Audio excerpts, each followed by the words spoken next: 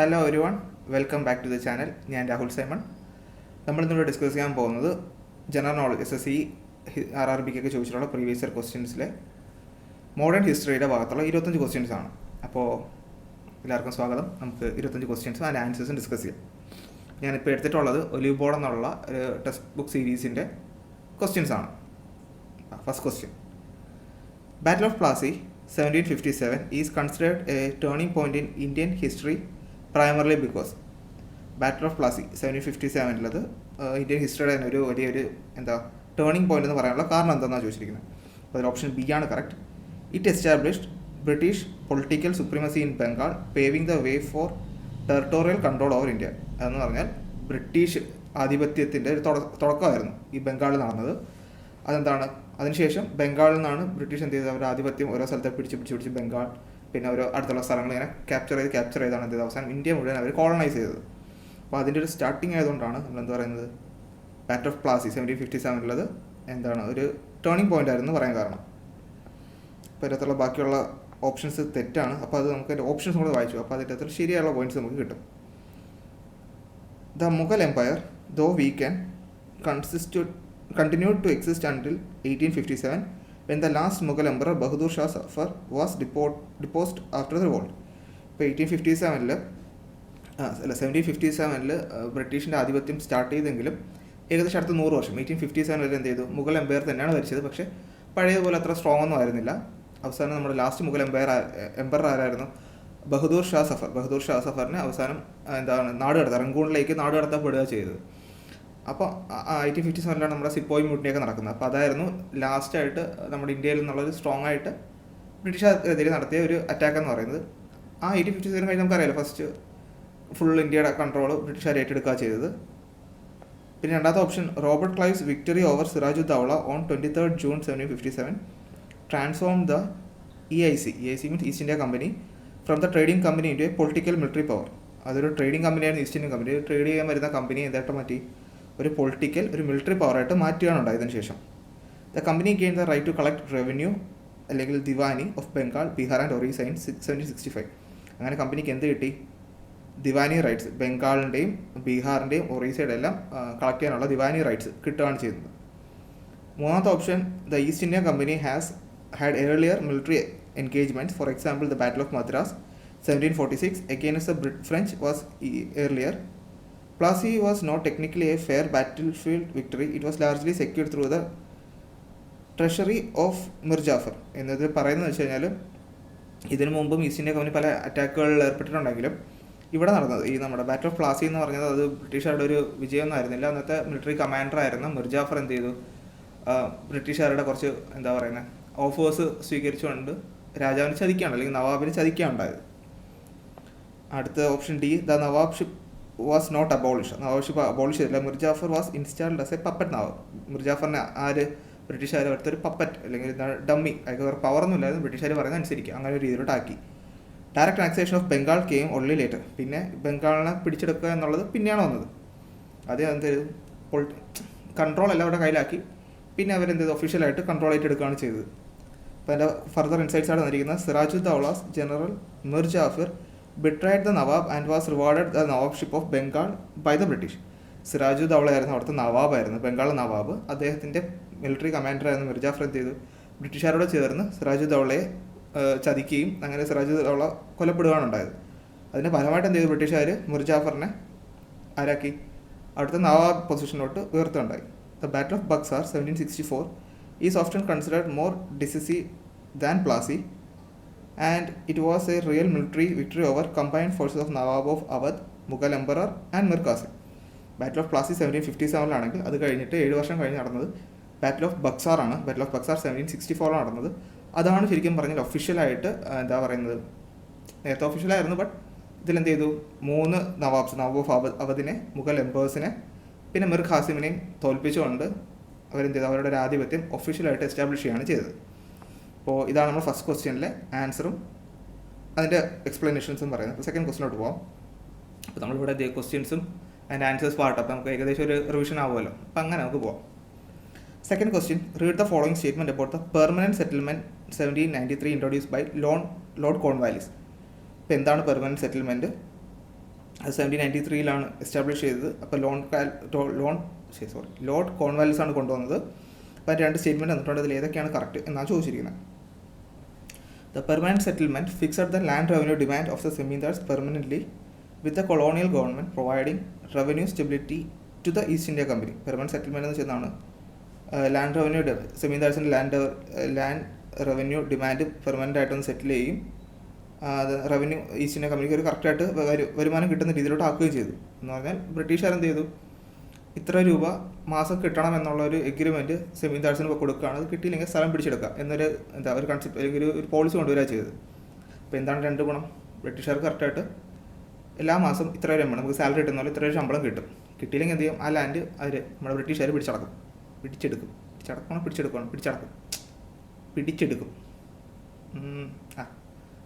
എന്തോ കൺഫ്യൂഷൻ ഉണ്ട്. ഓക്കെ, കുഴപ്പമില്ല. Under the permanent settlement, zamindars who fail to pay revenue by the sunset law deadline had their estate auctioned off immediately. ഈ permanent settlement അടുത്ത 2ാമത്തെ condition means ഒരു date പറഞ്ഞിട്ടുണ്ടാവും. ആ ഡേറ്റിനുള്ളിൽ sunset law എന്ന ലോയെ പറയുന്നത് വെച്ചാൽ അന്നത്തെ സൂര്യാസ്തമയത്തിനകത്ത് ഈ പറഞ്ഞ എമൗണ്ട് ആ സെമീൻദാർസിന് ബ്രിട്ടീഷുകാർക്ക് കൊടുക്കാൻ പറ്റിയില്ല എന്നുണ്ടെങ്കിൽ കഴിഞ്ഞു. ആ സ്ഥലം ആരും കൊണ്ടുപോകും, ബ്രിട്ടീഷുകാരുടെ ഇടയിൽ വരും. ആ സെമീൻദാർസ് ഔട്ടാവേണ്ടി വരും. ഓക്കെ, ഇതാണ് ഈ 2 പെർമനന്റ് സെറ്റിൽമെൻറ്റിനെ കുറിച്ചുള്ള 2 സ്റ്റേറ്റ്മെൻറ്റ്സ്. അത് രണ്ടും കറക്റ്റാണ്. അപ്പോൾ ഈ പെർമനന്റ് സെറ്റിൽമെൻറ്റ് ആലോചിക്കാൻ വേണ്ടി ഇങ്ങനെ പെർമനൻ്റ് ആയിട്ട് സെറ്റിൽമെൻറ്റ് നടക്കുന്നിടത്താണ് കോൺ ഉണ്ടാക്കുന്നത്. മീൻസ് നമ്മുടെ കോൺ മീൻസ് എന്താ പറയുന്നത്, ചോളം ഉണ്ടാക്കുന്നത്. ജസ്റ്റ് കണക്ട് ചെയ്ത് പഠിക്കാൻ വേണ്ടി ഇപ്പം കണ്ടപ്പോൾ എനിക്ക് ഓർമ്മ ഒരു സാധനമാണ്. പെർമനൻ്റ് ആയിട്ട് സെറ്റിൽമെൻറ്റ് ഉള്ളിടത്താണ് നമ്മൾ കോൺ. സ്ഥിരമായിട്ട് കൃഷി ചെയ്താൽ മാത്രമാണല്ലോ, സെറ്റിൽ ചെയ്യുന്നിടത്തല്ലേ നമുക്ക് കൃഷി ചെയ്യും. കൃഷി ചെയ്താലല്ലേ നമുക്ക് ഈ ചോളമൊക്കെ വളർത്തിയെടുക്കാൻ പറ്റും. പെർമനൻ്റ് സെറ്റിൽമെൻറ്റ് 1793 വന്നത്. അത് കൊണ്ടുവന്ന ആൾ ലോർഡ് കോൺവാലിസ് ആണ്. അത് 2 കാര്യങ്ങളാണ് പറഞ്ഞത്. പെർമനന്റ് സെറ്റിൽമെൻറ്റ് ഭാഗമായിട്ട് ഈസ്റ്റ് ഇന്ത്യൻ കമ്പനിക്ക് സ്ഥിരമായിട്ട് അവിടുത്തെ സെമീൻദാർസ് എന്ത് ചെയ്യണം, ഒരു നിശ്ചിത തുക കൊടുക്കണമായിരുന്നു.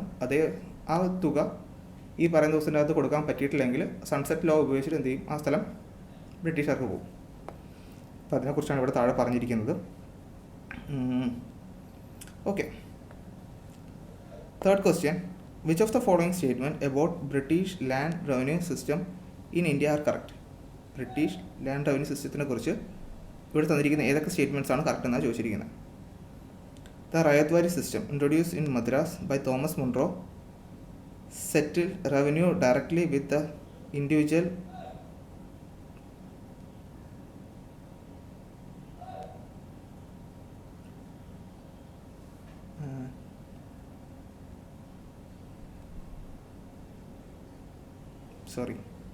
The Rayatwari system introduced in Madras by Thomas Munro settled revenue directly with the individual peasant cultivator അല്ലെങ്കിൽ റയോട്ട്. 2ാമത്തെ statement, the Mahalwari system prevalent in north western provinces and Punjab settled revenue with the village community mahal as a whole. ഇപ്പോൾ ഈ 2ലും പറഞ്ഞിരിക്കുന്നത് എന്താണ്? റയത്വാരി system എന്ന് വെച്ചാൽ introduce ചെയ്തത് Thomas Munro ആണ്. Settle revenue directly with the individual peasant cult. ഈ പൈസ ആരുടെ നിന്നാണ് കറക്റ്റായിട്ട് ഡീൽ ചെയ്തിരുന്നത്? നേരിട്ട് പെസൻസുമായിട്ടുള്ള ഡയറക്റ്റ് ഡീലിങ്സ് ആയിരുന്നു. ഇത് കൊണ്ടുവന്നത് തോമസ് മുൺറോ ആണ്. ഇതിനാണ് റയോത്വാരി, ഡയറക്റ്റ് ഡീലിങ്സ് ആയിരുന്നു. കറക്റ്റാണ്. 2nd സ്റ്റേറ്റ്മെൻറ്റ് നോക്കാം. The Mahalwari system prevalent in north western provinces and Punjab. North western സൈഡ്സിൽ പ്രിവലൻ്റ് ആയിട്ടുള്ളൊരു സിസ്റ്റമാണ് ഇത് മഹൽവാരി സിസ്റ്റം എന്ന് പറയുന്നത്. Settle revenue with the village communities as a whole. അതെന്ന് വെച്ചാൽ ഒരു വില്ലേജ് കമ്മ്യൂണിറ്റിയാണ് എന്ത് ചെയ്യുന്നത്, അവർക്കുള്ള ഈ പറഞ്ഞിരിക്കുന്ന എമൗണ്ട് കൊടുക്കുക, വാങ്ങുക എന്നുള്ളൊരു സെറ്റപ്പ് ആണ്. പേഴ്സണലായിട്ട് ഓരോരുത്തരായിട്ടല്ല, ഒരു കമ്മ്യൂണിറ്റി ഹോൾ അല്ലെങ്കിൽ ആ മഹൽ എന്ന് പറയുന്ന ആ ഗ്രൂപ്പാണത് കൊടുക്കേണ്ടിയിരുന്നത്. അവർ അതുകൊണ്ട് മഹൽവാരി സിസ്റ്റം എന്ന് പറഞ്ഞത്. ഇത് തന്നെയാണ് ഇവിടെ പറഞ്ഞിരിക്കുന്നത്. ജസ്റ്റ് വേണമെങ്കിൽ ഒന്ന് പോസ് ചെയ്ത് വായിച്ചു നോക്കുക കേട്ടത്. ക്വസ്റ്റ്യനിലോട്ട് പോകാം. Doctrine of lapse aggressively applied by Lord Dalhousie held that. Doctrine of lapse കൊണ്ടുവന്ന ആരായിരുന്നു? Lord Dalhousie. ഡി കണക്ട് ചെയ്താൽ മതി. Dalhousie doctrine of lapse. അപ്പോൾ അതെന്തുമായിട്ട് ബന്ധപ്പെട്ടതാണെന്നാണ് ചോദിച്ചിരിക്കുന്നത്.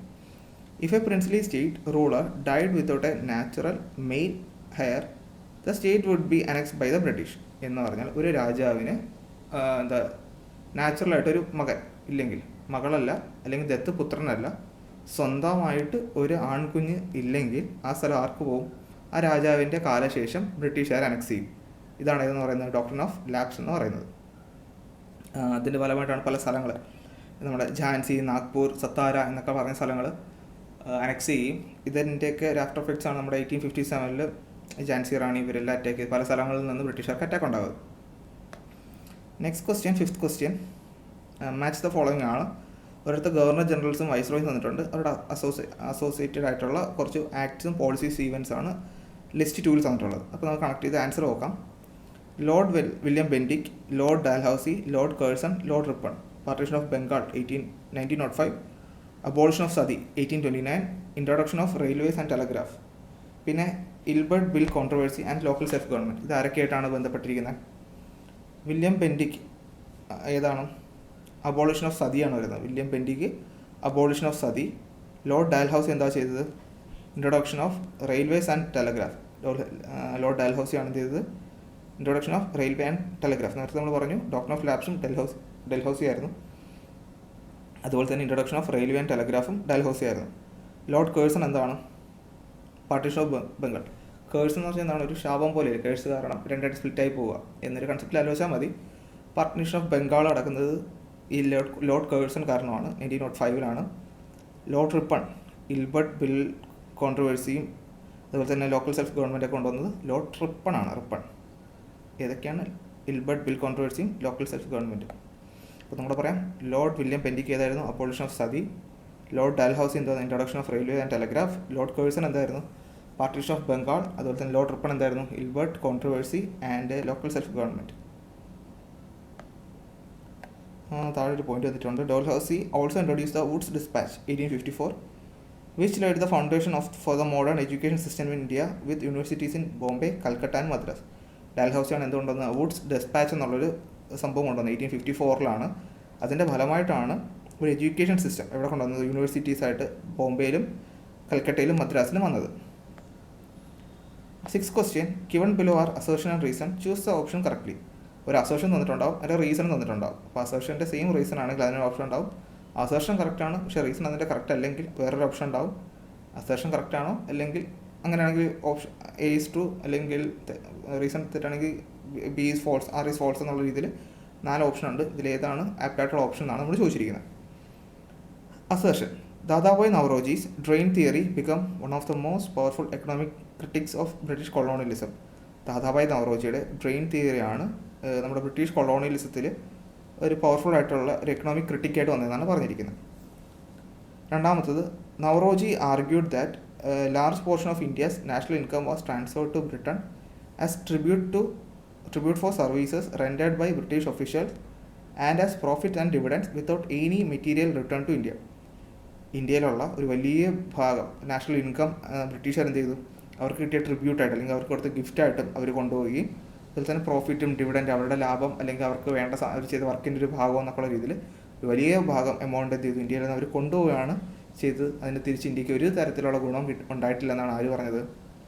ദാദാഭായ് നവറോജി ഈ ട്രെയിൻ തിയറിയിൽ പറഞ്ഞത്. അതിൽ ഈ അസേർഷനും റീസണും കറക്റ്റാണ്. ദാദാഭായ് നവറോജി പറഞ്ഞതെല്ലാം കറക്റ്റായിരുന്നു. ഇതൊക്കെയായിരുന്നു നമ്മുടെ ആദ്യമായിട്ട് ബ്രിട്ടീഷുകാർ ഇന്ത്യയെ ലൂട്ട് ചെയ്തുകൊണ്ട് പോകുന്നതെന്നുള്ളതിൻ്റെ തെളിവുകളായിട്ട് വന്നിട്ടുള്ള കുറച്ച് എന്താ പറയുന്നത് കാര്യങ്ങൾ. അദ്ദേഹത്തിൻ്റെ ബുക്കായിട്ടുള്ള poverty and un-British rule in ഇന്ത്യയിലാണ് ഇത് പറയുന്നത്. അത് എഴുതിയത് 1901. ഓക്കെ, ഇത്രയേ ഉള്ളൂ. 7th question, which of the following statement about 19th century socio religious reform movements in India are correct? ഇന്ത്യയിൽ താഴെ തന്നിരിക്കുന്നതിൽ 19th സെഞ്ചുറിയിൽ നടന്ന സോഷ്യോ റിലീജിയസ് റിഫോം മൂവ്മെൻറ്റ്സിനെ കുറിച്ച് ഏതൊക്കെയാണ് ഇതിൽ ശരി, ഏതൊക്കെയാണ് തെറ്റെന്നാണ് ചോദിച്ചിരിക്കുന്നത്. അതിൽ 1, 2, 4 കറക്റ്റാണ്. അപ്പോൾ ആ 1, 2, 4 നമുക്ക് നോക്കാം. Rajaram Mohan Roy founded the Brahmo Samaj in 1828 to promote monotheism and oppose social evils like sati and child marriage. Rajaram Mohan Roy എന്തുകൊണ്ടൊന്നു ബ്രഹ്മ സമാജ് എന്നുള്ളൊരു സംഘടന രൂപീകരിച്ചു. 1828 വന്നത്. അതെന്തിനു വേണ്ടി പ്രൊമോട്ട് ചെയ്തതാണ്? മോണോത്തിസം, ഏകദൈവം. അതുപോലെ തന്നെ oppose social evils like sati and child marriage, സതിയും ശൈശവ വിവാഹം പോലുള്ള ആചാരങ്ങളെ എതിർത്തുകൊണ്ട് ഏകദൈവത്തിൽ വിശ്വസിക്കുക എന്നുള്ളത് പറഞ്ഞുകൊണ്ട് രാജാറാം മോഹൻ റോയ് കൊണ്ടുവന്നൊരു സംഘടനയാണ് ബ്രഹ്മ സമാജ്. വന്ന വർഷം 1828 രാജാറാം മോഹൻ റോയ് ബ്രഹ്മ സമാജ് കൊണ്ടുവന്നു. അതിലെന്ത് മോണോത്തിസത്തിനെ സപ്പോർട്ട് ചെയ്തു, ചൈൽഡ് മാരേജും സതി പോലെയുള്ളതിനെ അപ്പോളിഷ് ചെയ്തു. രണ്ടാമത്തത്, Arya Samaj founded by Swami Dayanand Saraswati in 1875 advocated a return to Vedic religion and introduce the shuddhi അല്ലെങ്കിൽ റീകൺവേർഷണൽ മൂവ്മെൻറ്റ്. എന്ന് വെച്ചാൽ ആര്യ സമാജ് ആരാ കൊണ്ടുവന്നത്? സ്വാമി ദയാനന്ദ സരസ്വതി ആര്യ സമാജ് രൂപീകരിച്ചു, വർഷം 1875. അതിലെന്താ പറഞ്ഞത്? Return to Vedic religion, introduce the Shuddhi, എല്ലാവരും തിരിച്ച് കം ബാക്ക് ടു വേദ അല്ലെങ്കിൽ വേദത്തിലോട്ട് തിരിച്ചു വരൂ എന്ന് പറഞ്ഞതാണ് അവർ. സ്വാമി ദയാനന്ദ സരസ്വതി, എന്നിട്ടൊരു ശുദ്ധി മൂവ്മെൻറ്റിനൊക്കെ സ്റ്റാർട്ടിങ് ചെയ്ത വ്യക്തിയും ഈ സ്വാമി ദയാനന്ദ സരസ്വതിയാണ്. അപ്പോൾ എന്താണ് നമ്മൾ 2 പോയിന്റ്സ് പറഞ്ഞു. രാജാറാം മോഹൻ റോയ് ഇതായിരുന്നു ബ്രഹ്മസമാജ് 1828, അതിലെന്തോ മോണോതീസിസിലോട്ട് തിരിച്ചു വരാൻ. പിന്നെ എന്തിനെ കളഞ്ഞു? നമ്മുടെ സതി, ചൈൽഡ് മാരേജ് പോലെ സാധനങ്ങളൊക്കെ ബഹിഷ്കരിച്ചു. ഇനി ആര്യ സമാജിൽ എന്തോ പറഞ്ഞു? ആര് വന്ന? സ്വാമി ദയാനന്ദ സരസ്വതിയാണ് കൊണ്ടുവന്നത്. 1875 അദ്ദേഹം എന്ത് പറഞ്ഞു? മക്കളെ തിരിച്ചു വാ, ഇങ്ങോട്ട് വേദിക് സിസ്റ്റത്തിലോട്ട് അല്ലെങ്കിൽ വേദിക് റിലീജിയനിലോട്ട് വാന്ന് പറഞ്ഞു. 3rd പോയിന്റ് തെറ്റാണ്. 4th പോയിന്റ് നോക്കാം. The Aligarh movement led by Sir Syed Ahmad Khan emphasise western scientific education for Muslim. Aligarh movement ആരാണ് നേതൃത്വം കൊടുത്തത്? സർ സയ്യിദ് അഹമ്മദ് ഖാൻ ആണ്. അതിലെന്ത് പറഞ്ഞു? Western scientific education for Muslim. വെസ്റ്റേണും scientific എഡ്യൂക്കേഷനും ആർക്ക് വേണം? മുസ്ലിംസിന് വേണമെന്ന് പറഞ്ഞുകൊണ്ട് വന്നതാണ് അലിഗർ മൂവ്മെൻറ്റ്. അപ്പോൾ 3 മൂവ്മെൻറ്റ്: ബ്രഹ്മസമാജ്, ആര്യ സമാജ്, അലിഗർ മൂവ്മെൻറ്റ്. ബ്രഹ്മസമാജ് ആരായിരുന്നു? രാജാറാം മോഹൻ റോയ്. ആര്യ സമാജ് സ്വാമി ദയാനന്ദ സരസ്വതി 1875. അലിഗർ മൂവ്മെൻറ്റ് സർ സയ്യിദ് അഹമ്മദ് ഖാൻ, ആർക്ക് വേണ്ടി? മുസ്ലിംസിൻ്റെ ഉന്നമനത്തിനുണ്ട്, അവർക്ക് എഡ്യൂക്കേഷൻ വേണം എന്നൊക്കെ പറഞ്ഞുകൊണ്ട് വന്ന സംഭവമാണ് അലിഗർ മൂവ്മെൻറ്റ്. ഞാൻ എൻ്റെ താഴത്തുള്ള പോർഷൻസ് കാണിച്ചിട്ടുണ്ട്, വേണമെന്നുള്ളതൊക്കെ ഒന്ന് പോസ് ചെയ്ത് വായിച്ചു നോക്കാം. അതിൽ കുറച്ച് കാര്യങ്ങളൊക്കെ പറയുന്നുണ്ട്. Okay. Which of the following best describe the significance of Woods dispatch of 1854? Woods dispatch നമ്മൾ നേരത്തെ പറഞ്ഞു, ആരാണ് കൊണ്ടുവന്നത്? ഡൽഹൌസിയാണ് വുഡ്സ് ഡിസ്പാച്ച് കൊണ്ടുവന്നത്. വുഡ്സ് ഡിസ്പാച്ച് ഇതിൽ തന്നിരിക്കുന്ന 4 പോയിന്റ്സ് ഏതിനെക്കുറിച്ചാണ് കറക്റ്റായിട്ട് വിശദീകരിക്കുന്നത് എന്നാണ് ചോദിച്ചിരിക്കുന്നത്. It laid the foundation of systematic modern education policy in India. Systematic ആയിട്ടുള്ള ഒരു മോഡേൺ എഡ്യൂക്കേഷൻ പോളിസി എവിടെ വരണം? ഇന്ത്യയിൽ വരണമെന്ന് പറഞ്ഞു. Advocating a hierarchy from primary school to university. എന്നിട്ട് എന്താ നമ്മളിപ്പോൾ പഠിക്കുന്ന പ്രൈമറി സ്കൂൾ അതിൻ്റെ മുകളിലോട്ട് ഇങ്ങനെ ഒരു ഹയറാർക്കി പോലെ, ചെറുതിൽ നിന്ന് വലുതിലോട്ട് അങ്ങനെ വരട്ടെ എന്നുള്ള രീതിയിൽ ഒരു ഹയറാർക്കിയും കൊണ്ടുവന്നത് ആരായിരുന്നു? ഈ വുഡ്സ് ഡിസ്പാച്ചിൻ്റെ ഭാഗമായിട്ടാണ് കൊണ്ടുവന്നത്. Okay. Next question. Read the following statement about Macaulay minutes on education 1835. എന്താണ് മക്കാളയുടെ minutes? Macaulay minutes of education 1835 ചോദിച്ചിരിക്കുന്നത്. 2 സ്റ്റേറ്റ്മെൻറ്റ് വന്നിട്ടുണ്ട്, രണ്ടും കറക്റ്റാണ്. അപ്പോൾ അതൊക്കെ അത് വായിച്ചു പോവാം. Macaulay's minute agreed that a single shelf of a good European library was worth the whole native literature of India and Arabic and recommended English as the medium of instruction. ഇതാ പറഞ്ഞു, മക്കാളെ പറഞ്ഞു English ഒരു single shelf of good European library, ഒരു European ലൈബ്രറിയുടെ ഒരു single shelf ഇന്ത്യയുടെ total ലിറ്ററേച്ചറിൻ്റെ കാലും സൂപ്പറാന്ന് പറഞ്ഞു. എന്ത് പറഞ്ഞു?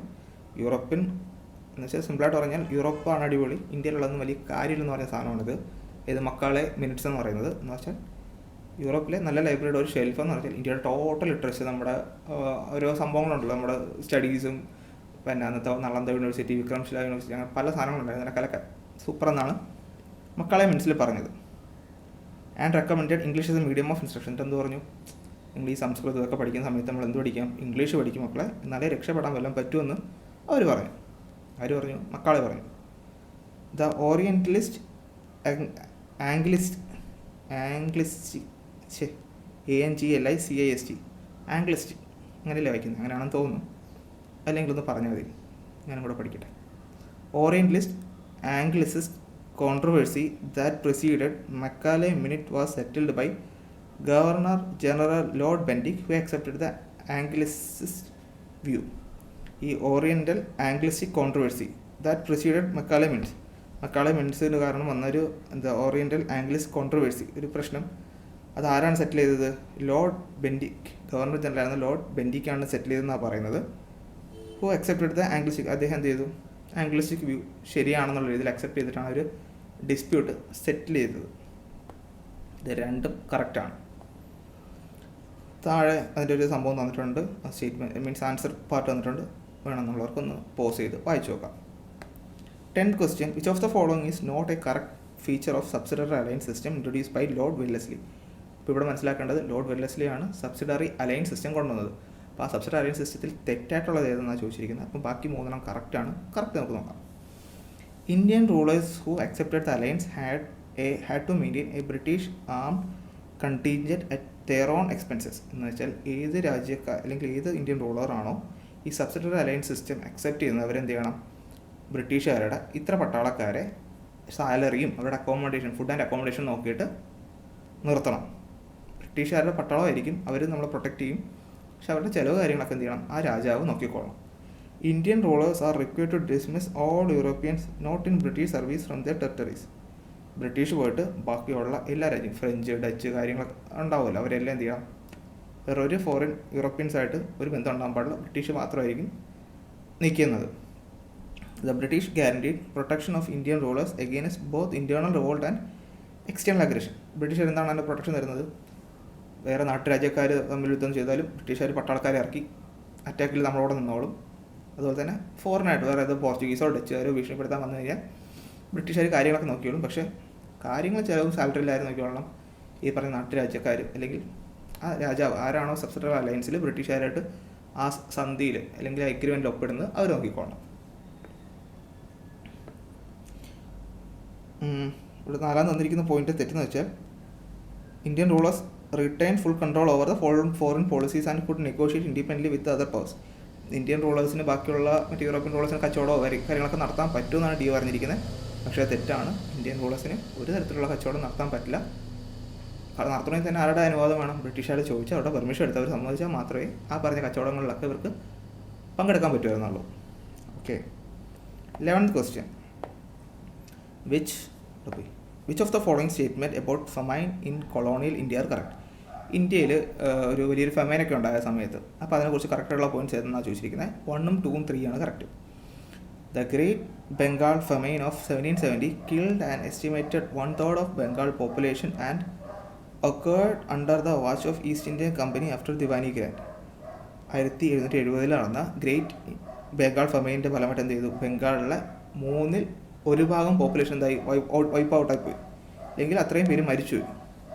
Occurred under the watch of East India company after diwani right. East India കമ്പനിക്ക് ദിവാനി റൈറ്റ്സ് ഒക്കെ കിട്ടിയതിന് ശേഷമാണ് ഈ ഒരു പ്രശ്നം നടന്നതെന്നാണ് പറഞ്ഞിരിക്കുന്നത്. കറക്റ്റ് പോയിന്റ് ആണ്. The famine commission 1880 under Richard Strachey created the famine code which establish principles of famine relief. അപ്പോൾ ഫെമൈൻ കമ്മീഷൻ 1880 റിച്ചാർഡ് സ്റ്റാർഷയുടെ നേതൃത്വത്തിൽ വരികയുണ്ടായി. അതിലെന്തൊരു ഫെമൈൻ കോഡ് എന്നുള്ള ക്രിയേറ്റ് ചെയ്തു. എന്താണ് ഒരു ഫെമൈൻ വന്നു കഴിഞ്ഞാൽ എങ്ങനെയാണ് അതിൻ്റെ റിലീഫ്, അല്ലെങ്കിൽ അതിലെന്തൊക്കെ നമുക്ക് എന്താ പറയുക ആഫ്റ്റർ എഫക്ട്സ് വരുമ്പോൾ എന്തൊക്കെ നമുക്ക് പരിഹാരങ്ങൾ ചെയ്യാൻ പറ്റും എന്നുള്ള കുറച്ച് കാര്യങ്ങളാണ് പറഞ്ഞതെന്ന് പറയുന്നു. അതും കറക്റ്റാണ്. Mike Davis argued in late Victorian holocaust that British free market policies deliberately worsen famine by continuing grain export during famine years. എന്നുവെച്ചാൽ മൈക്ക് ഡേവിസ് എന്താ പറഞ്ഞത്?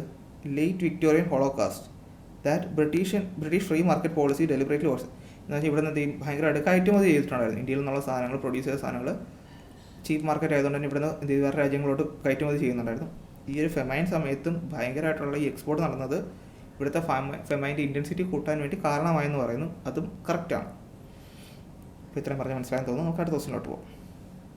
The vernacular press act of 1878 passed by Lord Lytton was popularly called Gagging Act because vernacular press act of 1878 വന്ന വെർനാക്കുലർ press act എന്ന് പറയുന്നത് പാസ്സാക്കിയത് Lord Lytton ആണ്. ആരാണ്? Lord Lytton ആണ് വെർനാക്കുലർ press act പാസ്സാക്കിയത്. അതിനെ ഗാഗിങ് ആക്ട് എന്ന് പറയും. ഗാഗിങ് ആക്ട് എന്ന് പറയാനുള്ള കാരണം എന്താണ്? It empowered the government to suppress vernacular language newspapers that published materials likely to excite feelings of disaffection towards the government. ഇതെന്ന് പറഞ്ഞാൽ വെർനാക്കുലർ ലാംഗ്വേജ് മീൻസ് എന്താണ്? നമ്മുടെ ഇംഗ്ലീഷ് കാര്യങ്ങൾ പോയിട്ട് നമ്മുടെ നാട്ടിൽ ലാംഗ്വേജസ് ഉണ്ടാവുമല്ലോ, അവിടുത്തെ ലാംഗ്വേജിൽ ഗവൺമെൻറ്റിനെ അല്ലെങ്കിൽ ബ്രിട്ടീഷുകാരെ അല്ലെങ്കിൽ ബ്രിട്ടീഷിൻ്റെ പോളിസീസിനെ കുറ്റപ്പെടുത്തിക്കൊണ്ട് ഏതെങ്കിലും പത്രം പുറത്ത് ന്യൂസ് വിടാൻ പാടില്ല. റെസ്ട്രിക്ഷൻസ് ആയിരുന്നു. എന്ന് വെച്ചാൽ ബ്രിട്ടീഷുകാർ ചെയ്യുന്നതൊക്കെ നല്ലതാണ്, അല്ലെങ്കിൽ ബ്രിട്ടീഷുകാരെ കുറിച്ച് ഒന്നും പറയാൻ പാടില്ല, അങ്ങനെ ന്യൂസ് ഇറക്കാവും. ബ്രിട്ടീഷുകാർ ചെയ്യുന്നത് തെറ്റാണെന്നോ അത് ഇന്ത്യക്കാർക്കെതിരാണെന്നോ പറഞ്ഞിട്ട് എന്തെങ്കിലും ന്യൂസ് പുറത്തു വന്നാൽ അവർക്കെതിരെ നിയമ നടപടിയും അവരെ പിടിച്ച് അകത്തിടുകയും ചെയ്യും. ഇതിനെയാണ് വെർനാക്കുലർ പ്രസ് ആക്ട് എന്ന് പറയുന്നത്. ഒരു തരത്തിലുള്ള എന്താണ് ഏകാധിപത്യ പരിപാടി തന്നെയായിരുന്നു. ഏകാധിപത്യമൊക്കെ പോലെ ആയിരുന്നു, ഒരു വേറെ വെർഷനായിരുന്നല്ലോ ഇതൊക്കെ. അപ്പോൾ അതിനു വേണ്ടി കൊണ്ടുവന്നൊരു നിയമമാണ് ഈ വെർനാക്കുലർ പ്രസ് ആക്ട് ഓഫ് 1878 കൊണ്ടുവന്നത് ലോർഡ് ലിട്ടൺ ആണ്. അതിന് തന്നെ എന്താ പറയും? ഗാഗിങ് ആക്ട് എന്ന് പറയും. എന്താ പറയുക? വെർനാക്കുലർ ലാംഗ്വേജസിൽ ന്യൂസ് പേപ്പേഴ്സിൽ ഫീലിങ്സ് ഓഫ് ഡിസഫെക്ഷൻ ടുവേർഡ്സ് ഗവൺമെൻറ്റിനോടുള്ള എന്തെങ്കിലും തരത്തിലുള്ള അതൃപ്തി കാണിക്കാൻ പാടില്ല. ഓക്കെ, അടുത്ത ക്വസ്റ്റ്യൻ.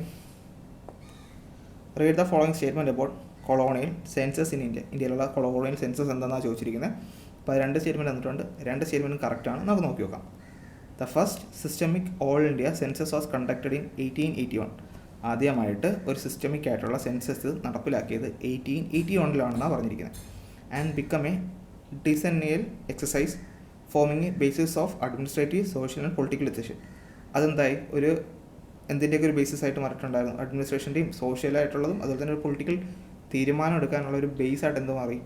ഈ ഒരു ഫസ്റ്റ് സെൻസസ് മാറി. അപ്പോൾ അതിനനുസരിച്ച് ഇത്ര പേരുണ്ട്, ഇത്ര ലാംഗ്വേജ്, ഇത്ര പേര് ഏതൊക്കെ സ്ഥലത്തുണ്ട്, പോപ്പുലേഷൻ ആരൊക്കെയാണ് കൂടുതൽ എന്നൊക്കെ ഉള്ളൊരു ഐഡിയ കിട്ടുമല്ലോ. അപ്പോൾ അത് എന്തായി പുതിയ തീരുമാനം എടുക്കാൻ വേണ്ടി ഒരു ബേസായിട്ട് മാറി.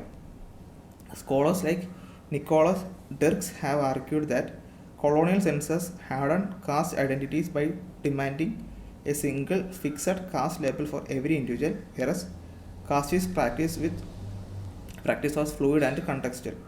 അപ്പോൾ നിക്കോളസ് ഡെർക്സ് പോലുള്ള ആൾക്കാർ എന്ത് പറഞ്ഞു? ഈ കൊളോണിയൽ സെൻസസ് എന്ത് ചെയ്തു? ഈ കാസ്റ്റ് ഐഡിയ കുറച്ച് പ്രശ്നം ഉണ്ടാക്കിയെന്നാണ് പറഞ്ഞിരിക്കുന്നത്. എങ്ങനെയാണ് കാസ്റ്റ് ഐഡിയയിൽ പ്രശ്നം ഉണ്ടായത്? Demanding a single fixed caste label. ചിലപ്പം നമ്മൾ ചോദിക്കില്ലേ, ഇപ്പം ക്രിസ്ത്യൻ ആണോ, മുസ്ലിം ആണോ, ഹിന്ദു ആണോ, ഹിന്ദു എന്നൊക്കെ ചോദിക്കുമ്പോൾ അവിടെ തന്നെ ഇവർക്ക് പലതരത്തിലുള്ള കാസ്റ്റുകളുണ്ടായിരുന്നു. അപ്പോൾ ആ ഒരു ലേബൽ കൊണ്ടുവരിക, അത് ഭയങ്കര സ്ട്രോങ് ആയിട്ട് പ്രാക്ടീസ് ചെയ്യുന്ന ജാതി മതമൊക്കെ അന്നും ഇന്നും ഇന്ത്യയിൽ ഭയങ്കര സ്ട്രോങ് ആയിട്ടുള്ള കാര്യങ്ങളാണല്ലോ. അപ്പോൾ അങ്ങനെയുള്ള കാര്യങ്ങളിൽ ഈ ഒരു സെൻസസ് അപ്പോൾ വളരെയധികം ബുദ്ധിമുട്ട് നേരിടേണ്ടി വന്നു എന്നാണ് പറഞ്ഞിരിക്കുന്നത്. ധാരാളം പറഞ്ഞത് നിക്കോളാസ് ഡെർക്ക് പറഞ്ഞ കാര്യമാണ്. ഇതൊക്കെ കറക്റ്റായിട്ടുള്ള കാര്യമാണ്. നെക്സ്റ്റ് ക്വസ്റ്റ്യൻ ഒരു മാച്ച് ദ ഫോളോയിങ് ആണ്. കുറച്ച് സോഷ്യൽ റിഫോംസ് ആക്റ്റും നടന്ന ഇയറാണ് ചോദിച്ചിരിക്കുന്നത്. അപ്പോൾ ആദ്യം ബംഗാൾ സതി റെഗുലേഷൻ ആക്ട്. സതിയുടെ റെഗുലേഷൻ ആക്ട് വന്നത് എപ്പോഴാണ്? 1829 1829 ബംഗാൾ സതി റെഗുലേഷൻ ആക്ട് വന്നത്. Hindu widow remarriage act, Hindu widow അല്ലെങ്കിൽ വിധവ പുനർവിവാഹ നിയമം വന്നത് എപ്പോഴാണ്? 1856 1856 റീമാരേജ് ആക്ട് വന്നത്. പിന്നെ ആക്ട് ഓഫ് കൺസെൻറ്റ് ആക്ട് വന്നത് എപ്പോഴാണ്? 1891 കൺസെൻറ്റ് ആക്ട് വന്നത്. ചൈൽഡ് മാരേജ് റെസ്ട്രെയിൻറ്റ് ആക്ട് അല്ലെങ്കിൽ സർദ ആക്ട് എന്ന് പറയുന്നത് 1929 സർദ ആക്ട് വന്നത്. അപ്പോൾ 4 കാര്യങ്ങളാണ് പറഞ്ഞത്. ബംഗാൾ സതി റെഗുലേഷൻ ആക്ട് വന്നത് 1829 ഹിന്ദു വിഡോ റീമാരേജ് ആക്ട് വന്നത് 1856 വിഡോ റീമാരേജ് വന്നത്. ഏജ് ഓഫ് കൺസെൻറ്റ് ആക്ട് വന്നത് 1891 ചൈൽഡ് മാരേജ് റെസ്ട്രെയിൻറ്റ് ആക്ട് അല്ലെങ്കിൽ സർദ ആക്ട് വന്നത് ഇപ്പോഴാണ്? 1929 ഓക്കെ, ഇവിടെ കുറച്ച് തന്നിട്ടുണ്ട്. സതി പാസ്സാക്കിയത് ലോർഡ് ബെൻഡിക്കാണ്. സതി നിരോധിക്കുകയൊക്കെ ചെയ്തു. അത് രാജാ റാം മോഹൻ റോയുടെയൊക്കെ ആ ഒരു ഇൻഫ്ലുവൻസ് കൊണ്ട് തന്നെയാണ്. ഹിന്ദു റീമാരേജ് ആക്ട് വന്നത് ലോർഡ് ഡാൽഹൗസിയാണ്. ഏജ് ഓഫ് കൺസെൻറ്റ് വന്നിട്ടുണ്ടായിരുന്നു. പിന്നെ അടുത്തെന്താ, സർദ ആക്ടിനെ കുറിച്ച് പറയുന്നുണ്ട്. ഹർബിലാസ് സർദ. അപ്പോൾ ഇതിൽ പറഞ്ഞ ആൾക്കാരുടെ പേരുകളും കാര്യങ്ങളൊക്കെ ഒന്ന് നോട്ട് ചെയ്ത് വെച്ച് നോക്കുക. ഈശ്വർ ചന്ദ്ര വിദ്യാസാഗർ ഈ പേര് ചോദിച്ചിട്ടുണ്ട്. Campaigning for widow remarriage required him to travel across Bengal to collect signature and evidences. A grass root advocacy effort in an era without modern media. ഇന്നത്തെ ഒരു മോഡേൺ മീഡിയ ഇല്ലാത്തപ്പോൾ തന്നെ ഗ്രാസ് റൂട്ട് ലെവലിൽ എന്താണ് ഈ ബംഗാൾ മുഴുവൻ യാത്ര ചെയ്ത് അതിൻ്റെ ഒരു ഡീറ്റെയിൽസ് കളക്ട് ചെയ്ത വ്യക്തിയാണ് ഈശ്വർ ചന്ദ്ര വിദ്യാസാഗർ. അദ്ദേഹം ഈ പറഞ്ഞ എന്തിനെതിരെ സതി പോലെയുള്ള അല്ലെങ്കിൽ വിഡോ റീമാരേജിനൊക്കെ വേണ്ടിയാണ് എന്ത് ചെയ്തത് ഈ പരിപാടി അല്ലെങ്കിൽ ഈ ഒരു എഫേർട്ട് എടുത്തത്. അടുത്ത question. Swami Vivekananda addresses at the parliament of world religious in Chicago 1893 is historically significant primarily because. Swami Vivekananda ചിക്കാഗോയിൽ ഒരു വേൾഡ് റിലീജിയൻ പാർലമെൻറ്റിൽ പങ്കെടുത്തിട്ടുണ്ടായിരുന്നു. 1893 അതിൻ്റെ ഇമ്പോർട്ടൻസ് എന്താണെന്ന് ചോദിച്ചിരിക്കുന്നത്. It presence Hinduism as A universal tolerant and rational language. Hinduism എന്നുള്ളത് ഒരു യൂണിവേഴ്സലായിട്ടുള്ള എല്ലാവർക്കും അക്സെപ്റ്റ് ചെയ്യാൻ പറ്റുന്ന അതൊരു റാഷണൽ റിലീജിയൻ ആണെന്ന് പറയുന്നത്. അങ്ങനെ ഭയങ്കര മതമല്ല, അത് പറയുന്ന കൺസെപ്റ്റൊക്കെ മാനുഷിക മൂല്യങ്ങൾക്ക് നല്ലതാകുന്ന കാര്യങ്ങളാണെന്ന് പറഞ്ഞു. Challenging western perception of Indian spirituality and boosting Indian self respect. എന്നിട്ട് എന്ത് ചെയ്തു? വെസ്റ്റേൺ എഡ്യൂക്കേഷൻ, വെസ്റ്റേൺ ഐഡിയോളജീസ് ഒക്കെ ഇവിടെ ഭയങ്കരമായിട്ട് ഇംപ്ലിമെൻറ്റ് ചെയ്യാൻ നോക്കിയ സമയമാണല്ലോ അത്. അപ്പോൾ അതൊക്കെ തെറ്റാണ്. ആ ഇന്ത്യൻ സ്പിരിച്വാലിറ്റി അങ്ങനെയൊന്നും അല്ല, അത് നല്ലതാണ്. അതിൻ്റെ നമ്മുടെ ഇന്ത്യക്കാരുടെ ആ ഒരു വിശ്വാസങ്ങളുടെയും കാഴ്ചപ്പാടുകളുടെയൊക്കെ ഒരു സെൽഫ് റെസ്പെക്റ്റ് കൊണ്ടുവരാൻ വേണ്ടി സ്വാമി വിവേകാനന്ദൻ ഈ ചിക്കാഗോ കോൺഫറൻസ് അല്ലെങ്കിൽ ആ ഒരു പാർലമെൻറ്റ് ഉപയോഗപ്പെടുത്തിയായിരുന്നു. Okay, 16th question. Which of the following statement about the codification of Indian law under British rule was correct? British റൂളിൽ ഇന്ത്യൻ ലോ, ഇതിലേത് codification of Indian law under British rule സമയത്ത് Indian ലോയുടെ കോഡിഫിക്കേഷനിൽ ഏതാ correct എന്നാണ് ചോദിച്ചിരിക്കുന്നത്. തന്നിരിക്കുന്ന 4 സ്റ്റേറ്റ്മെൻറ്റും കറക്റ്റാണ്. അപ്പോൾ 4 സ്റ്റേറ്റ്മെൻറ്റ് നമുക്ക് വായിച്ചു പോവാം. The Indian penal code IPC was drafted by lord Macaulay and came into forces in 1862. Indian penal code പാസ്സാക്കിയതാരാണ്? ലോർഡ് മെക്കാലെയാണ്. അത് നിലവിൽ വന്നത് 1862 code of criminal procedure CRPC unified criminal procedure across India. ഈ CRPC എന്ന് പറഞ്ഞാൽ criminal act അല്ലെങ്കിൽ നിയമം, അന്നത്തെ നിയമമാണ് കോഡ് ഓഫ് ക്രിമിനൽ പ്രൊസീജിയർ എന്നൊക്കെ പറയുന്നത്. അത് ഇന്ത്യ മുഴുവൻ എന്ത് ചെയ്തു? സെയിം നിയമം കൊണ്ടുവന്നു. The high court act of 1861 replaces the supreme court and Sadar Adalat with high courts in the presidency town. High court act of 1861 എന്ത് ചെയ്തു? ഈ സുപ്രീം കോർട്ട്സിൻ്റെ അതുപോലെ തന്നെ സദാർ അദാലത്ത് ആക്ട് അല്ലെങ്കിൽ ഹൈക്കോർട്ട്സിൻ്റെ അതിനെയൊക്കെ റീപ്ലേസ് ചെയ്തെന്നാണ് പറഞ്ഞത്. ഈ സുപ്രീം കോർട്ടിൻ്റെയും അതുപോലെ തന്നെ സദാർ അദാലത്ത് ഹൈക്കോർട്ടുമായിട്ട് ബന്ധപ്പെട്ടൊരു സംഭവമാണ്. ഇതിനെല്ലാം എന്ത് ചെയ്തു? ഈ ഹൈക്കോർട്ട് ആക്ട് ഓഫ് 1861 ആ നിയമങ്ങളൊക്കെ എന്ത് ചെയ്തു? റീപ്ലേസ് ചെയ്തു. Indian evidence act and civil procedure code was enacted in 1870 as A part of same codification drive. ഇതേ കോഡിഫിക്കേഷൻ ഡ്രൈവിൻ്റെ ഭാഗമായിട്ടാണ് ഇന്ത്യൻ എവിഡൻസ് ആക്ട് അതുപോലെ തന്നെ സിവിൽ പ്രൊസീജിയർ കോഡും വന്നത്. ഇപ്പോൾ ഈ പറഞ്ഞ ഇന്ത്യൻ എവിഡൻസ് ആക്ടും കാര്യങ്ങളൊക്കെ മാറിയിട്ടുണ്ട്. മറ്റേ ഭാരതീയ ന്യായ എന്തോ ഒരു സാധനം ഉണ്ട് കേട്ടോ, BNSO കറക്റ്റ് എനിക്ക് ഓർമ്മ വരുന്നില്ല. ഈ എവിഡൻസ് ആക്ടിനെയൊക്കെയാണ് എന്ത് ചെയ്തത്? വീണ്ടും മാറ്റിയിട്ട് എന്ത് ചെയ്തു? നമ്മളൊരു ഭാരതീയ ന്യായ സംഹിത എന്തോ സംതിങ് അങ്ങനെ വന്നിട്ടുണ്ട്. കറക്റ്റ് അറിയാത്തതുകൊണ്ടാണ് ഞാൻ പറയാത്തത്. ഒന്ന് റെഫർ ചെയ്താൽ മതി. ഇത് വന്നത് ശരിക്കും 1870 വന്നതാണ്. അതിപ്പോൾ മാറിയത് റീസെൻ്റ്ലി ആണ്. ഈ പറയുന്ന 4 കാര്യങ്ങളും കറക്റ്റാണ്. അപ്പോൾ ഒന്നുകൂടെ പറഞ്ഞുതരാം. Indian penal code IPC was drafted by lord Macaulay and came into force in 1862.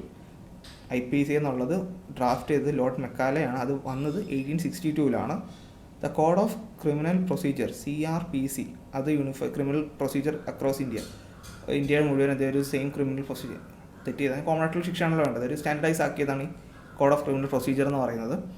High court act of 1861 replaces the supreme court with Sadar Adalat with high court in presidency town.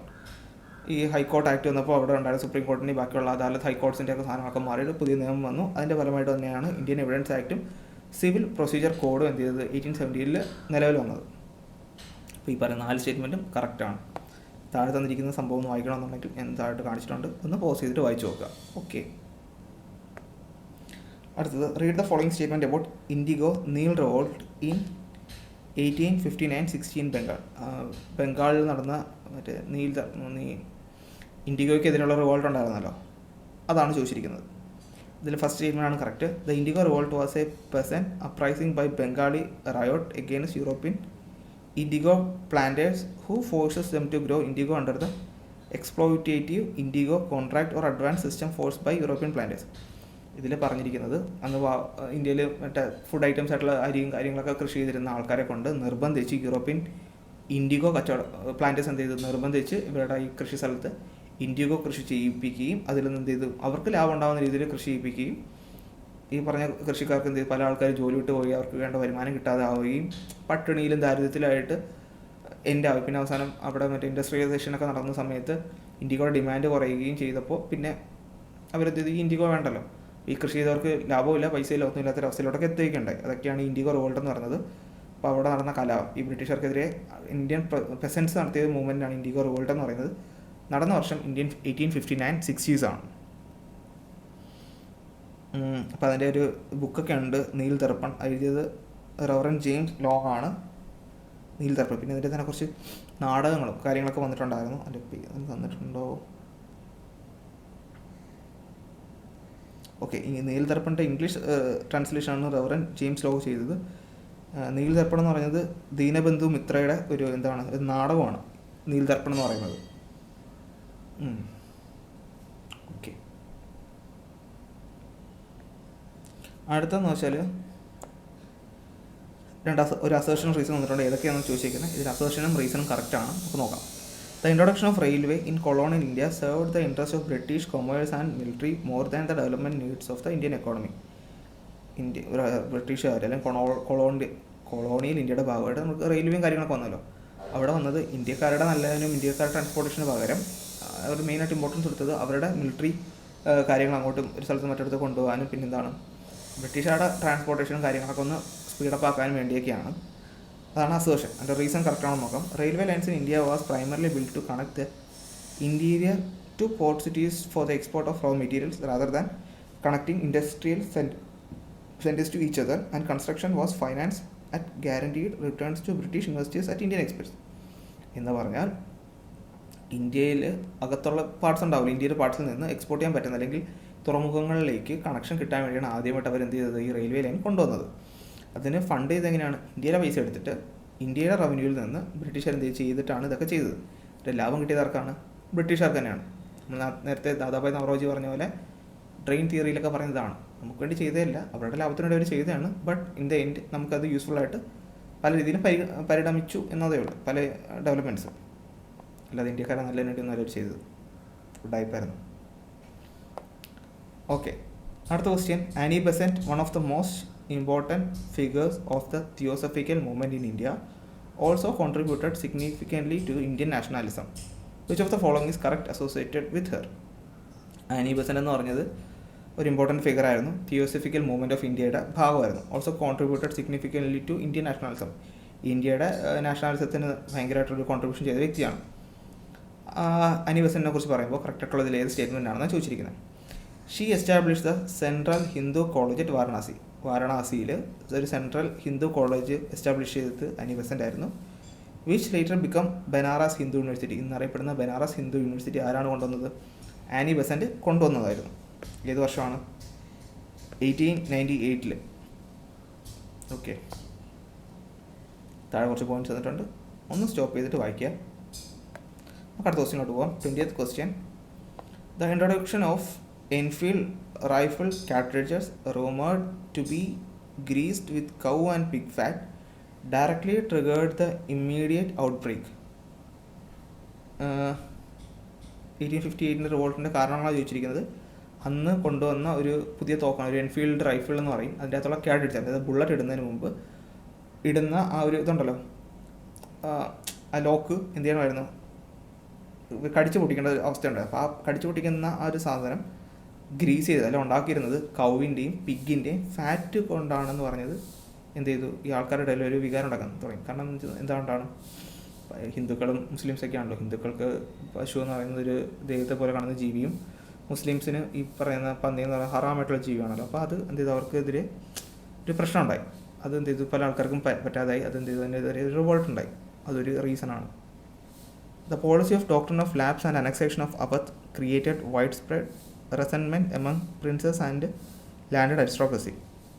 Doctrine of ലാപ്സും അതുപോലെ തന്നെ അവധ് പോലുള്ള സ്ഥലങ്ങൾ അനക്സ് ചെയ്ത് എന്ത് ചെയ്തു, വലിയ രീതിയിലുള്ളൊരു ഒരു ഇഷ്യൂ ഉണ്ടാവുകയും അത് ഇതിൻ്റെ അകത്തുള്ളൊരു 1857 റിവോൾട്ട് ട്രിഗർ ചെയ്യാനുള്ള റീസൺ ആയിരുന്നു.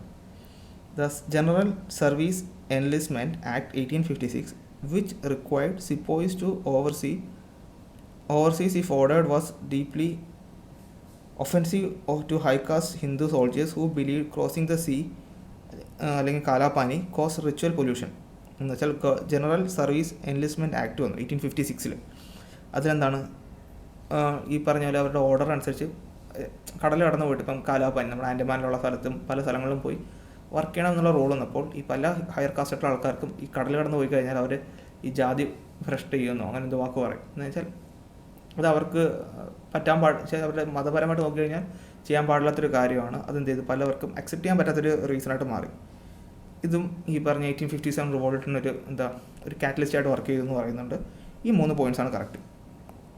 അപ്പോൾ നമുക്കറിയാലോ 1857 റിവോൾട്ടിൽ മംഗൽ പാണ്ഡെയാണ്, ബാരക്പൂരിലുള്ള ഒരു ആളാണ് ഫസ്റ്റ് മാർട്ടിറായിട്ട് വന്നത്. 1857 മറ്റേ ഉയർന്ന സോൾജേഴ്സ് ഓഫീസേഴ്സിൻ്റെ അടുത്ത് പറയുന്നത് അക്സെപ്റ്റ് ചെയ്യാതെ റിവോൾട്ട് ചെയ്ത് റബലൈസായിട്ട് നിന്ന് വീരമൃത്യു വരിച്ചൊരു വ്യക്തിയാണ് Mangal Pandey. First martyr of revolt ആയിട്ടാണ് അദ്ദേഹത്തിനെ കണക്കാക്കുന്നത്. ഓക്കെ, അപ്പോൾ ഇതിൽ പറഞ്ഞ 3 പോയിൻറ്റ്സും കറക്റ്റാണ്. 21st question. Aichisan Commission 1886 was appointed two exam. ഈ എച്ചിസൺ കമ്മീഷൻ എന്ന് പറയുന്നത് എന്തിനു വേണ്ടിയാണ് എസ്റ്റാബ്ലിഷ് അല്ല അപ്പോയിൻറ്റ് ചെയ്യുന്നത് ചോദിച്ചിരിക്കുന്നത്. The reform of Indian civil service with the focus of the prospects of Indians in higher services. ഇതെന്താണ് എൻ്റെ ഉദ്ദേശം? The reforms of Indian civil services with focus on the prospect of Indians in higher services. അന്ന് Indian ആൾക്കാർക്ക് Indian civil service exam clear ചെയ്തിരുന്നെങ്കിൽ പോലും അവർക്ക് എത്തിപ്പെടുന്നതിന് ഒരു limit ഉണ്ടായിരുന്നു. മുകളിലുള്ള പോസ്റ്റുകളൊന്നും അവർക്ക് പറഞ്ഞിട്ടില്ലായിരുന്നു. അപ്പോൾ ഈ പറഞ്ഞ ആൾക്കാർക്ക് തക്കതായി അവർ പഠിച്ചെഴുതി അല്ലെങ്കിൽ അവർ അർഹിക്കുന്ന പോസ്റ്റിലോട്ട് അവർക്കും എത്തണം. അല്ലാതെ ബ്രിട്ടീഷുകാർ മാത്രം മുകളിലത്തെ പോസ്റ്റിൽ നിർത്തിയാൽ പോരാ, ഇന്ത്യക്കാർക്കും അവിടെ എത്താനുള്ള അനുവാദം വേണം, അല്ലെങ്കിൽ അവർക്ക് അതിനുള്ള റൈറ്റ്സ് ഉണ്ട് എന്ന് പറഞ്ഞുകൊണ്ട് നടത്തിയ ഒരു പ്രൊട്ടസ്റ്റിൻ്റെ ഭാഗമായിട്ട് വന്ന കമ്മീഷനാണ് എച്ചിസൺ കമ്മീഷൻ എന്ന് പറയുന്നത്. ഓക്കെ, അടുത്തത് read the following statement about the conditions of depressed class അല്ലെങ്കിൽ ലോവർ കാസ്റ്റ് അല്ലെങ്കിൽ untouchables in colonial India and reform efforts. Depressed class അല്ലെങ്കിൽ താഴ്ന്ന ജാതിക്കാരായിരുന്ന ആൾക്കാർക്ക് അന്ന് നേരിടേണ്ടി വന്ന പ്രശ്നങ്ങൾ എന്തൊക്കെയാണെന്നാണ് ചോദിച്ചിരിക്കുന്നത്. അപ്പം 2 സ്റ്റേറ്റ്മെൻറ്റ് തന്നിട്ടുണ്ട്. 2 സ്റ്റേറ്റ്മെൻറ്റും കറക്റ്റാണ്. Jyotirao Phule founded the Satyashodhak Samaj truth seeking society in 1873 in Pune to challenge Brahminical society order and promote the right of the lower caste. Jyotirao Phule എന്ത് ചെയ്തു? സത്യശോധക് സമാജ് എന്നുള്ളൊരു സംഘടന രൂപീകരിക്കുകയും അതിൻ്റെ കറക്റ്റ് ഇംഗ്ലീഷ് മീനിങ് എന്ന് പറഞ്ഞാൽ ട്രൂത്ത് സീക്കിംഗ് സൊസൈറ്റി എന്നാണ്. അത് വന്നത് 1873 സ്റ്റാർട്ട് ചെയ്തത് പൂനെയിലാണ്. അത് അന്നത്തെ ബ്രാഹ്മണിക്കൽ ഡോമിനൻസ് അല്ലെങ്കിൽ അവരുടെ ആധികാരികമായിട്ടുള്ള കാര്യങ്ങളെയൊക്കെ ചോദിക്കുകയും അതുപോലെ തന്നെ ലോവർ കാസ്റ്റ് ആയിട്ടുള്ള ആൾക്കാരുടെ അവകാശങ്ങൾ നേടിയെടുക്കാൻ വേണ്ടിയാണ് ഇത് വർക്ക് ചെയ്തത്. E.V. രാമസ്വാമി പെരിയാർ അല്ലെങ്കിൽ പെരിയോർ എന്നും പറയും founded the self respect movement in 1925 in Tamil Nadu, advocating rationalism, social equality and rejecting the caste based discrimination. ഇപ്പോൾ E.V. രാമസ്വാമി നായ്ക്കർ എന്താ ചെയ്തത്, അല്ലെങ്കിൽ രാമസ്വാമി പെരിയാർ എന്താ ചെയ്തത്? സെൽഫ് റെസ്പെക്ട് മൂവ്മെൻറ്റ് എന്നുള്ളൊരു സംഘടനയ്ക്ക് രൂപം കൊടുത്ത് 1925 തമിഴ്നാട്ടിലാണ് അത് രൂപീകരിച്ചത്. അതിൻ്റെ മെയിൻ ഉദ്ദേശം എന്ന് വെച്ചാൽ എന്താണ്? തുല്യത വേണം, അല്ലെങ്കിൽ ഈ ജാതിയുടെ പേരിലുള്ള ഈ പറഞ്ഞ വേർതിരിവുകളും കാര്യങ്ങളൊക്കെ എന്ത് ചെയ്യുക, എടുത്ത് മാറ്റാനും ഈ റാഷണലിസം, ഈ മതപരമായിട്ടുള്ള അല്ലെങ്കിൽ ജാതിയിലുണ്ടാകുന്ന ഉയർന്ന ജാതി താഴ്ന്ന ജാതി എന്നൊക്കെ ഉണ്ടാകുന്ന ഇഷ്യൂ ഇല്ലേ, അതിനെതിരെ തമിഴ്നാട്ടിൽ വർക്ക് ചെയ്ത ആളാണ് ആര്? E.V. രാമസ്വാമി. പക്ഷെ താഴെ തന്നിട്ടുണ്ട്, ജസ്റ്റ് വായിച്ചു നോക്കാം. അടുത്ത 2 ലിസ്റ്റ് തന്നിട്ടുണ്ട്. മാച്ച് ദ ഫോളോയിങ് ആണ്. കൊളോണിയൽ എക്കണോമിക്കൽ പോളിസീസ് ആണ് ഒരു ഫസ്റ്റ് ലിസ്റ്റിലും. പ്രൈമറി കോൺസെപ്റ്റ് ഫലങ്ങൾ ആണ് സെക്കൻഡ് ഇതിൽ തന്നിട്ടുള്ളത്. ഇൻഡസ്ട്രിയലൈസേഷൻ ഓഫ് ഇന്ത്യൻ ഹാൻഡിക്രാഫ്റ്റിൻ്റെ ഇൻഡസ്ട്രിയലൈസേഷൻ ചെയ്യാത്തതിൻ്റെ കാര്യമായിട്ട് എന്ത് തോന്നുന്നു? Ruin of Indian weavers and artisans due to cheap British machine made cloth. എന്ന് വെച്ചാൽ നമ്മുടെ ബ്രിട്ടീഷിലൊക്കെ ഇൻഡസ്ട്രിയലൈസേഷൻ വന്നതിൻ്റെ ഫലമായിട്ട് ഒരുപാട് ഇൻഡസ്ട്രീസ് വരികയും അവിടെ ഈ പറഞ്ഞ തുണികളും കാര്യങ്ങളൊക്കെ വളരെ സിമ്പിളായിട്ട് വളരെ ചീപ്പായിട്ട് ഉണ്ടാക്കാൻ പറ്റുന്നതിൻ്റെ ഫലമായിട്ട് ഇന്ത്യൻ വീവേഴ്സും കാര്യങ്ങളും ഹാൻഡ്ലൂമായിട്ട് ചെയ്യുന്ന ആൾക്കാരൊക്കെ ഉണ്ടായിരുന്നല്ലോ, അവർക്ക് എന്ത് ചെയ്തില്ല, അവർ സമയത്ത് എഫേർട്ടായിട്ട് ചെയ്യുന്നുണ്ടല്ലോ. അപ്പം ഇവരൊരു തുണി എടുക്കുന്ന സമയത്ത് അവിടെ 10 തുണി ഉണ്ടാക്കാൻ പറ്റും മെഷീൻസിന്. അങ്ങനെ അപ്പോൾ ചീപ്പായിട്ടുള്ള സാധനം വന്നപ്പോൾ ഈ പറഞ്ഞ ഈ നെയ്ത്ത് തൊഴിലാളിയും കാര്യങ്ങളായിട്ട് വർക്ക് ചെയ്യുന്ന ആൾക്കാർക്ക് അവരുടെ ജോബും അവർക്ക് കിട്ടേണ്ട അവസരങ്ങളും ഇല്ലാതാവുകയാണ് ചെയ്തത്. അത് കറക്റ്റാണ്. അപ്പോൾ A2 ആണ് മാച്ച് ചെയ്യേണ്ടത്. അടുത്തത് ഇൻട്രൊഡക്ഷൻ ഓഫ് ടീ പ്ലാന്റേഷൻ വന്നതിന് ഫലമായിട്ട് എന്ത് ചെയ്തു? Growth of plantation economy in Assam and Darjeeling. Tea പ്ലാന്റേഷനും കാര്യങ്ങൾ വന്നപ്പോൾ എന്ത് ചെയ്തു? ആസാമിനും ഡാർജിലിംഗ് സ്ഥലത്ത് എന്ത് ചെയ്തു? ഒരുപാട് തേയില തോട്ടങ്ങൾ വന്നു. റെയിൽവേസ് ആൻഡ് റോഡ് നെറ്റ്വർക്ക് വന്നതിൻ്റെ ഫലമായിട്ട് integration of Indian market but also deeper penetration of British goods. Indian market പരസ്പരം അങ്ങോട്ടും ഇങ്ങോട്ട് കണക്റ്റ് ആയെങ്കിലും അതിനോടൊപ്പം തന്നെ എന്ത് ചെയ്തു? ബ്രിട്ടീഷ് ഗുഡ്സ് ഒരുപാട് എന്ത് ചെയ്ത് തുടങ്ങി? ഇങ്ങോട്ട് വരാൻ വേണ്ടി തുടങ്ങി. Export of raw materials cotton, jute and wheat. Raw മെറ്റീരിയൽസിലുള്ള കോട്ടണും ജൂട്ടും വീറ്റിൻ്റെ എക്സ്പോർട്ട് വന്നു. India's conversion into supplier of raw materials and a market of British manufactures. ഇന്ത്യയിൽ നിന്ന് ഈ റോ മെറ്റീരിയൽസിൻ്റെ വലിയൊരു സപ്ലയർ ആയിട്ട് പറയും. റോ മെറ്റീരിയൽസ് ഏറ്റവും കൂടുതൽ ചീപ്പായിട്ട് അവിടെ നിന്ന് കൊണ്ടുപോവുകയും അവിടെ നിന്ന് വലിയ എമൗണ്ടിന് തിരിച്ച് നമ്മുടെ മാർക്കറ്റിലോട്ട് തന്നെ വിൽക്കുകയും ചെയ്യാൻ തുടങ്ങി.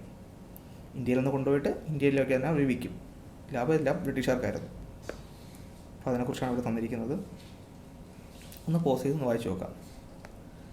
24th question. Which of the following is not a correct provision of Regulation Act of 1773? 1773 regulating ആക്ടിൻ്റെ കറക്റ്റ് പ്രൊവിഷൻ അല്ലാത്തതെന്നാണ് ചോദിച്ചിരിക്കുന്നത്. അപ്പോൾ കറക്റ്റായിട്ട് റെഗുലേറ്റിംഗ് ആക്ടിൽ പറഞ്ഞ കാര്യങ്ങൾ നമുക്ക് നോക്കാം. It establish supreme court at Calcutta with chief justice and 3 other judges. Regulating ആക്ടിൻ്റെ ഫലമായിട്ടാണ് എന്ത് 1773 കൽക്കട്ടയിൽ ഒരു ചീഫ് ജസ്റ്റിസും 3 അല്ലാത്ത ജഡ്ജസും സുപ്രീം കോർട്ടിൽ വന്നു. It made the governor of Bengal the governor general of Bengal with supervisor authority over the other presidencies. അതുവരെ ഗവർണർ ഓഫ് ബംഗാൾ എന്നുള്ള പൊസിഷൻ മാറ്റുന്നത് ഗവർണർ ജനറൽ ഓഫ് ബംഗാൾ എന്ന് വന്നു. അതിൻ്റെ മാറ്റം എന്താണ്? ബാക്കിയുള്ളതാണ് മദ്രാസും ബോംബെ, മദ്രാസ്, ബംഗാൾ. അപ്പോൾ ഈ പറഞ്ഞ 3 സ്ഥലങ്ങളുണ്ടായിരുന്നു പ്രസിഡൻസി. ബാക്കിയുള്ള പ്രസിഡൻസിൻ്റെയും കൂടെ ഹെഡായിട്ട് ഒരാൾ വന്നു. അതാണ് ഈ ഗവർണർ ജനറൽ ഓഫ് ബംഗാൾ എന്നുള്ള power. It prohibits servants of the company from accepting presents and engaging in private trade. അതിൻ്റെ ഫലമായിട്ട് എന്ത് ചെയ്തു? ഈസ്റ്റ് ഇന്ത്യ കമ്പനിയിലോ അല്ലെങ്കിൽ കമ്പനിയിൽ വർക്ക് ചെയ്യുന്ന ആൾക്കാർ ഒരാളുടെ കയ്യിൽ നിന്നും ഈ പറഞ്ഞ പോലെ ഈ ടിപ്സ് വാങ്ങിക്കുന്ന വലിയ എമൗണ്ട് ഒരു വാങ്ങിക്കുമായിരുന്നു. അവിടെ പ്രൈവറ്റ് ആയിട്ടുള്ള അങ്ങനെയുള്ള കാര്യങ്ങളൊന്നും ചെയ്യാൻ പാടില്ല. കണക്കായിരിക്കണം. അല്ലെങ്കിൽ കാരണം എന്ന് വെച്ചാൽ ഒരുപാട് ബ്രിട്ടീഷുകാർ എന്ത് ചെയ്യാൻ തുടങ്ങി, ഇതുപോലെ ബ്രൈബ് ചെയ്തിട്ടും കറക്റ്റായിട്ടും ഭയങ്കര റിച്ച് ആവാൻ വേണ്ടി തുടങ്ങി. വേൾഡിൽ തന്നെ ഭയങ്കര റിച്ചസ്റ്റ് പേഴ്സണായിട്ട് മാറാൻ തുടങ്ങി. ഇന്ത്യയിൽ വർക്ക് ചെയ്യാൻ വരുന്നു, ബ്രൈബ് ചെയ്യുന്നു, ഒരുപാട് പൈസ ഉണ്ടാക്കുന്നു, പോകുന്നു. അപ്പോൾ അത് നിർത്തലാക്കാൻ വേണ്ടി എന്ത് ചെയ്തു? കമ്പനി പ്രൈവറ്റ് ട്രേഡുകളൊക്കെ എന്ത് ചെയ്തു? നിരോധിച്ചു. അപ്പോൾ അതിനെക്കുറിച്ചാണ് അവിടെ താഴെ തന്നിരിക്കുന്നത്. കൂടുതൽ വായിക്കണം എന്നുള്ളതൊക്കെ പോസ് ചെയ്തിട്ട് വായിച്ചു നോക്കാം. ലാസ്റ്റ് ക്വസ്റ്റ്യൻ ഒരു അസേർഷൻ റീസൺ ക്വസ്റ്റ്യൻ ആണ്. അപ്പോൾ അസേർഷനും റീസണും കറക്റ്റാണ്. നമുക്ക് രണ്ടും വായിച്ചു നോക്കാം. The growth of vernacular print culture and Indian language press in 19th century was a crucial precondition for the development of Indian nationalism. ഈ വെർനാക്കുലർ പ്രിൻറ്റ് കൾച്ചറും അതുപോലെ തന്നെ ഇന്ത്യൻ ലാംഗ്വേജ് പ്രസ്സും 19th century വന്നത് was a crucial precondition for the development of Indian nationalism. അത് Indian nationalism develop ആവുന്നതിൻ്റെ ഒരു ഭാഗമായിരുന്നു എന്നാണ് പറഞ്ഞിരിക്കുന്നത്. The growth of vernacular print culture. Vernacular print culture means ഈ ന്യൂസ് പേപ്പറൊക്കെ വന്നത്. And Indian language press, Indian language ഇപ്പം ഹിന്ദിയിലും മറാത്തി അല്ലെങ്കിൽ ലോക്കൽ ലാംഗ്വേജിൽ എന്ത് ചെയ്യാൻ തുടങ്ങി, ന്യൂസ് പേപ്പേഴ്സൊക്കെ വരാൻ തുടങ്ങി 19th century was a crucial pre condition of the development of Indian nationalism. ഇന്ത്യയിലെ രാജ്യസ്നേഹത്തിൻ്റെ അല്ലെങ്കിൽ ഇന്ത്യൻ നാഷണലിസത്തിൻ്റെ ഒരു സ്റ്റാർട്ടിംഗ് പോയിൻ്റ് ആയിരുന്നു ഇതൊക്കെയെന്ന് പറയുന്നു. കറക്റ്റാണ്. Reason: print media enable the simultaneous circulation of ideas about national identity, shared historical grievances, political demand to be dispersed population across India, creating an imaginary community of India. എന്ന് പറഞ്ഞാൽ ഇന്ത്യയിൽ നടക്കുന്ന കാര്യങ്ങളും ഇന്ത്യയുടെ ആവശ്യങ്ങളും എന്ത് ചെയ്യുന്ന തുടങ്ങി ആൾക്കാരിലോട്ട് എത്തിക്കാനും. അപ്പോൾ പല സ്ഥലത്ത് നിന്ന് ആൾക്കാരിലോട്ട് ഈ ഒരു കൺസെപ്റ്റ് എല്ലാവരിലോട്ടും ഇവരുടെ വികാരങ്ങളും കാര്യങ്ങളും എത്തിക്കാൻ തുടങ്ങി. അവരുടെ ഡിമാൻഡ്സ്, നമുക്കിത് ചെയ്യുന്നതൊക്കെ അടിച്ചമർത്തലാണ്, നമുക്ക് സ്വാതന്ത്ര്യം വേണം, നമ്മളിങ്ങനെ ചൂഷണം ചെയ്യപ്പെട്ടുകൊണ്ടിരിക്കുകയാണ് എന്നുള്ള കാര്യങ്ങളും ഈ ചെയ്യുന്ന ബ്രിട്ടീഷുകാർ ചെയ്യുന്നത് നമുക്ക് വേണ്ടിയല്ല, അവരുടെ മാത്രം ലാഭത്തിന് വേണ്ടി ചെയ്യുന്നുള്ള കാര്യങ്ങൾ അവരിലോട്ട് എത്തിക്കാനും ഈ ന്യൂസ് പേപ്പറിന് പറ്റി. ഇപ്പോൾ ഇവിടെ തന്നിരിക്കുന്നു ഇതൊക്കെയാണ്. ഇന്ത്യയുടെ ഫസ്റ്റ് ന്യൂസ് പേപ്പർ ഇന്ത്യയാണ്. ഹിക്കീസ് ബംഗാൾ ഗസറ്റ് 1780 ഇറങ്ങിയതാണ് Hicky's Bengal gazette. The first Indian own newspaper often cited Bengal gazette. ഇന്ത്യയുടെ സ്വന്തം പത്രം എന്ന് പറയപ്പെടുന്നത് ബംഗാൾ ഗസറ്റാണ്. അത് ഗംഗാധർ ഭട്ടാചാര്യ 1816 ഇറക്കിയത്. The first Indian language newspaper is generally considered to be Samachar Darpan, Bengali 1818 Indian language news പേപ്പറാണ് ഇതെന്ന് പറയുന്നത്, സമാചാർ ദർപ്പൺ എന്ന് പറയുന്നത്. ഓക്കെ, ഇപ്പോൾ ഇത്രയും കാര്യങ്ങളാണ് ഇവിടെ പറഞ്ഞിരിക്കുന്നത്. ഇത് പറഞ്ഞത് മനസ്സിലായെന്ന് വിശ്വസിക്കുന്നു. കുറച്ച് ലെങ്തി ആയിരിക്കും, അത് ഏകദേശം ഒരു 45-50 മിനിറ്റ് ഉണ്ടാവും. അപ്പോൾ നിങ്ങൾ എന്ത് ചെയ്യുക, സമാധാനത്തോടെ വായിക്കുക. ഇത്രയും കേട്ടിരുന്നവർ ഇത്രയും കേട്ടിട്ടുണ്ടാവും. അപ്പോൾ നിങ്ങൾ